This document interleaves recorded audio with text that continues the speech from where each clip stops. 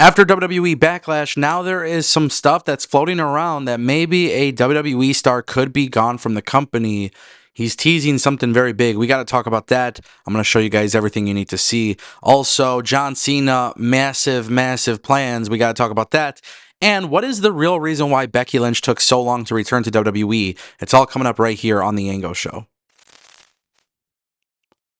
Alright guys, and if you want more videos like this, don't forget to click subscribe because I'm always going to keep you updated with everything happening in pro wrestling. I want to kick things off with Becky Lynch. I found this to be very interesting. Obviously, WWE doesn't owe it to us to give us explanations when things like this happen. Obviously, Becky Lynch is a top star in the company. But the fact that she spent so much time away from the WWE was relatively concerning. Honestly, it was kind of a weird situation, and that's why we're going to talk about it. So, for those who don't know, Becky Lynch actually had a conversation with Variety.com, and she actually had an unexpected health issue that altered her return.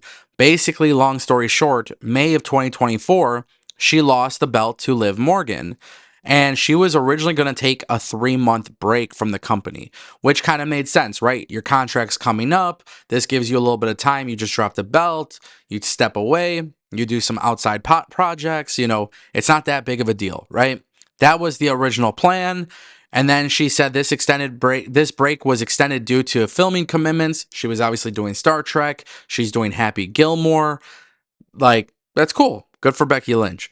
And then she says that a return was discussed for WWE's Royal Rumble in January 2025. So this year's Royal Rumble, we were expecting Becky Lynch, right? And by the way, if you follow this channel, there were some rumors that Becky Lynch was going to be back in time for the Royal Rumble. Those were the rumors. Again, nothing of this sort of topic had been brought up, but she actually disclosed at the last minute she got a skin condition.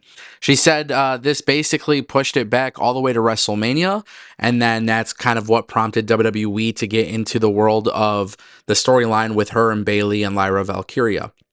So obviously, if she returned sooner, this probably wouldn't have been the storyline. It's interesting because WWE and AEW and these wrestling companies don't have to disclose when there's health issues, injuries, things of that nature, right? And oftentimes fans are left in the dark. There were rumors that Becky was coming back, and then she obviously didn't come back. Then there was rumors that maybe she was going to AEW. She obviously didn't go to AEW. Then we started seeing her doing pressers and media stuff with WWE. Word gets out that she re-signed with the company. But meanwhile, when she was actually set to return, she was dealing with a health issue. And all that really did was just generate more conversation. That brings us to our next topic, ladies and gentlemen, WWE's massive plans. John Cena, what is going on? If you're a fan of John Cena, if you're sad that John Cena is retiring, then this one is going to be very interesting because it appears that John Cena's last match will be taking place in December. Now, I want to talk about this for a second because there is a lot of uncertainty regarding John Cena and what is going to be happening. So, Corey Hayes of PWN has come out. Saturday night's main event will be making its way to Boston, Massachusetts, and it's scheduled for December 13th. So, WWE is planning John Cena's retirement match on a Saturday night's main event, which is free TV, right? It's on NBC and Peacock. This is huge because that means WWE's last match for John Cena is not taking place at Survivor Series. It's not taking place at a pay-per-view. It is taking place on a free episode of WWE programming. Now, with that being said, this is expected to be built around John Cena's final match, which is huge. I am hoping that WWE does this the same way AEW did it for Sting. The way that they presented Sting's final match and everything like that was a massive ordeal, and there was a lot of respect and a lot of great things happening that night. For John Cena's final match to take place in Boston, it's his retirement match, I think it's huge. Now, the fact that it's going to take place on a Saturday night's main event is also a relatively interesting idea, because I thought for sure it would be in a big pay-per-view or whatever it may be. WWE is essentially doing this special episode of Saturday night's main event for John Cena. And I think that's cool. Now, the real question becomes, who do you put in the ring against John Cena? What is the storyline that you end with? Does John Cena retire as a babyface? Like, these are all the kinds of questions you should be asking, honestly. Like, these are very much the questions you should be asking. So, me personally, the way that I look at this is I'm excited. I'm excited that it's going to be free. I'm excited that it's not going to be behind a pay-per-view. I'm excited that John Cena's final match will take place really at the end of the year. Because there was rumors, with the amount of dates that he actually had signed on left with the WWE, there was rumors that even though he was here for 2025, it didn't necessarily mean that he would be wrestling in December. So I am happy about that, honestly. Like, I really am. I'm curious to see how they go about it, booking wise. And I'm also curious to see, do they have John Cena hold the belt until then? And I'm going to throw it out there. I think they should. I think they should. I think John Cena should drop the belt on that night. That brings us to our final topic, ladies and gentlemen. Pat McAfee, is he leaving the WWE? Now, people are going to, dissect this as much as you want. I think the best thing we should do is literally just look at the tweet. Pat McAfee has come out with this tweet and he says, life's a book, each day being a page leading to the next. Phases of life come and go like chapters. Not every character, job, idea has to appear in every chapter. Some things are perfect for the story when it's needed and then disappear just as a fond memory. A pivotal influence to get from one era to the next.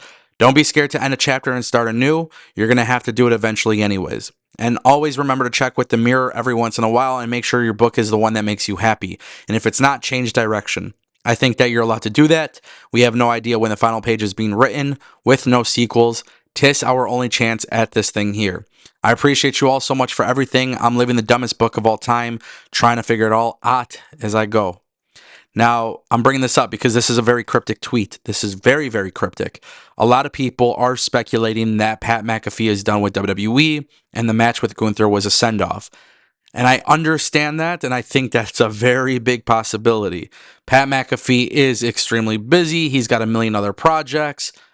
But part of me has a hard time believing this because of the fact, and I'm just going to say it, but there is this overwhelmingly noticeable connection between Pat McAfee and Endeavor, right? He did the Big Night Out event. WWE helped produce it. Like, there is this relationship that is so special between him and WWE and TKO. I'm starting to really wonder if maybe he's not leaving WWE.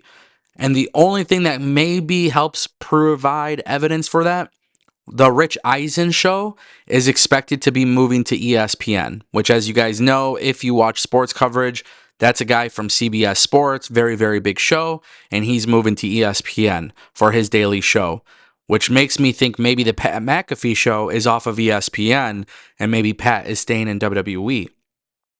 We'll see what happens. At this point, who knows? But it's always possible that Pat McAfee does, in fact, leave WWE.